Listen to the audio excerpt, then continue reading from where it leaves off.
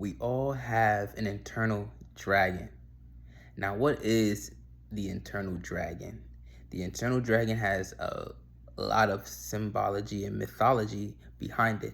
It can represent your feminine energy, primordial energy. It can represent chaos. It can also represent fear.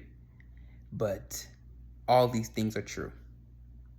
These are all great myths to show you something.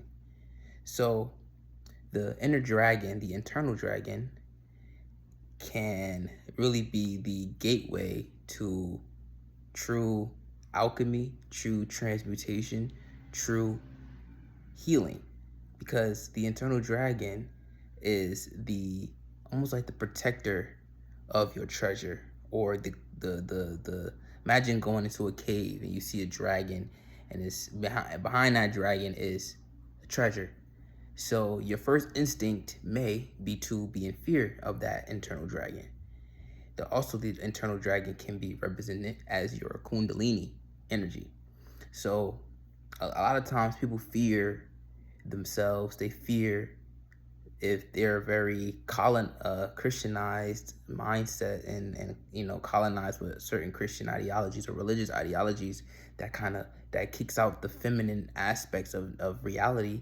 They could tend to have this aversion to femininity. They may believe that they're above or supreme to feminine energy, and even the word kundalini. A lot of these things are purposefully put in a category of negative. A lot of the goddesses or feminine archetypes are put in the category of negative or demons in a lot of Christian or religious viewpoints. So these monotheistic viewpoints can create this domino effect of people who judge their femininity, especially in males, right? We tend to see that males believe, a lot of them subconsciously, including myself at one point, believe that emotion is weakness, and all the patriarchal things that also affect males as well. So with that being said, your dragon is literally your feminine energy, your kundalini energy. Think of it as the soil, right? And your consciousness, your main consciousness, the thing that you're aware, like your main thing that you're aware of, is your masculine energy, or your seed of that soil. This is very abstract. I know it may sound a little reachy, but this is what it is. So this is a lot of symbolism. This is not, don't take this so super literal, right? But your dragon can also be fear, right? So you can be fearful of your dragon. You can be fearful of your feminine energy, especially if you're constantly in this hustle and bustle grind culture. It takes a certain stillness and observation and a certain flow. It's like a still flow. Think of like a babbling brook or a flowing river, right? It's steady, but it's moving. That's what the dragon is. It is steady, but it's moving. So think of dancing. Think of dancing with your hips. You have a steady rhythm, but you're moving. That's also kundalini, moving your hips. It could represent fertility. It could represent all these things. All these things are all interconnected. The serpent going up the spine. Think of the hospital symbol, which is like a staff, and it's the two snakes going up the staff. I forget exactly the name of that, but that is also kundalini. That's also your dragon. The serpent has been demonized, but the serpent, think of like a snake charmer who plays a wooden, usually a flute, right? And the snake dances, because that's the symbol. That's a myth to your kundalini, your dragon. So I know I'm getting deep into the explanation. Stay with me now. When you are aware of this dragon, it can actually be very beneficial for you. if you have the right mindset and you kind of surrender to it, not trying to control it, not trying to conquer it, not trying to do anything but allow it to be and be aware of it.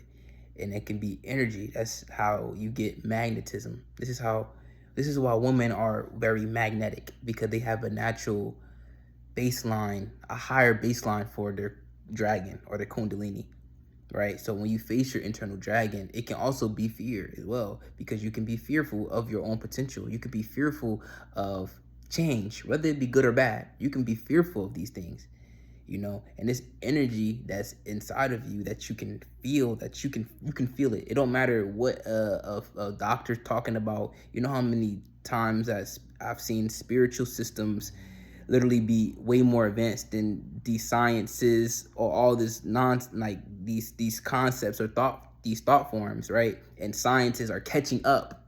You know how many times I heard scientists catching up to what has already been here for eons? It's so understand that just because something isn't in a science book doesn't mean it's not real. You have to disconnect in the two. But if you're here this long, I'm sure you already are in that mindset and frame of thinking. So I say all this to say that yes, the dragon, the internal dragon is powerful, and it's you. It's aspects of yourself. It's your feminine nature, especially as a male, right? I, as a male, have to consciously tune into that energy and connect with it, because if I don't, I could tend to be in this hyper masculine ideology where, it's about domination and getting things done. And domination isn't necessarily bad either, because it creates movement in the physical. But it's also, we're not just physical beings. We can think, we can feel emotion. Those are not physical things. You thinking, your thoughts are not physical. Your emotions are not physical, but they're there. I'm not going to say your thoughts are not valid. Your feelings are not valid. Just how I'm going to say this couch is not valid. I can see it. I can sense it. I can see my thoughts, or I can sense my thoughts. I can feel my emotions, and it's still a valid part of reality. So same with the feminine aspect, or the non-physical aspects of reality, are also very much aligned with this frame that I'm expressing. So the dragon is, if you learn to ride the dragon, you befriend the dragon, you can get to the treasure. That's the key. A lot of people want to slay the dragon. You're going to kill the dragon. You can do that, but it's less conducive, because ultimately you're killing a part of yourself that is very much powerful than even your conscious mind. Basically, your unconscious mind, your subconscious mind. Your unconscious and subconscious mind is stronger and more prominent than your conscious mind. Meaning the things that you've been programmed in your nervous system, the things you've been doing, that you've been instilled with since you was born, is stronger than your conscious thinking mind. Your conscious thinking mind is just one frame.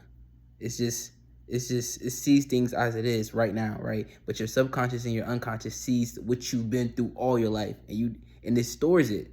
Your body remembers things. You can imagine you smell something, right, or sense something, that you sensed maybe 10 years ago, and you forgot all about it, but your body remembers. So when you smell that thing again, when you feel that thing again, you are instantly reminded of that thing 10 years ago. So this is important. It all correlates. It all connects, right? And I know my thoughts are abstract, but I hope that it is grounded enough for you to digest what I'm saying. And I also get very excited talking about these things, so I can speak fast. Anyway, but yes, this is what the dragon is. This is what the kundalini is, and it can definitely be a gift when you know how to tap into that energy. So to tap into that internal dragon, you can do meditation, or you could do meditation in motion, meaning you can move your body while keeping your mind in a deeper aspect of yourself. Feeling things, tapping into your body, feeling your body, your energy body, feeling your nervous system, feeling your bones, your blood vessels and your veins flowing through your entire body, feeling, focusing your energy on the base of your spine and truly allowing that energy to flow. You can dance too as well. Dancing is a very, very good way to connect with your kundalini or your dragon, because you're dancing, you're moving your hips, a lot of hip movements, a lot of waist moving, whining. People have a perception and think it's sexual or sensual, which it is. That is the kundalini is life force energy. It is sexual energy. It's creation energy. It's sacral chakra, root chakra energies. It's the lower base, but lower does not mean bad. Lower does not equal evil. Lower is just that. Just how you wouldn't have no concept of higher if you didn't have a concept of lower. You didn't have no concept of good or light if you didn't have a concept of evil or dark. So it's not bad or evil. That's not the right words, but it's dark and light. It's high and low. So it's important to be aware of all aspects of yourself: high, low, in the middle, your heart, your throat, your solar plexus, because these are you. It's all you, and you don't want to fragment yourself and be partially whole. You don't want to reject yourself. You don't want to, and stop. Also, it's important to not care about what people think, because you have to be in control of your own mind, because people are going to have their perceptions of you regardless of whatever you do. So you got to disconnect the care about what someone is saying to you about, your knowings of these things, because people only speak from what they understand. So if I'm operating in a way that you may find offensive or you may not like, or whatever case may be, that's okay. Whether that be, me tapping into the kundalini or me speaking about these things. And this is a tangent, but I'm also concluding, and it all connects back to just kind of being your true self. In your kundalini, your dragon is your true self. That is a part of your true self. It's connecting to that lower aspect of yourself that is really reach you higher, because as above, so below. To reach heaven, for a tree to reach heaven, the roots have to connect to hell. And that's by my guy Carl Jung. And I'll leave that there in conclusion. Much love. Peace.